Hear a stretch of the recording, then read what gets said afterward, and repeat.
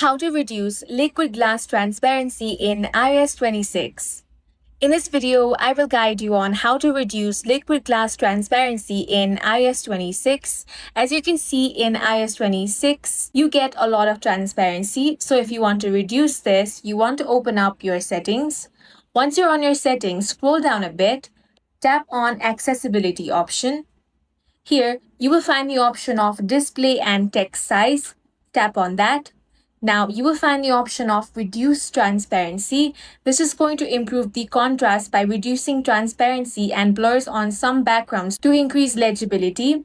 So, you want to simply toggle on this option. Once that is done, head back.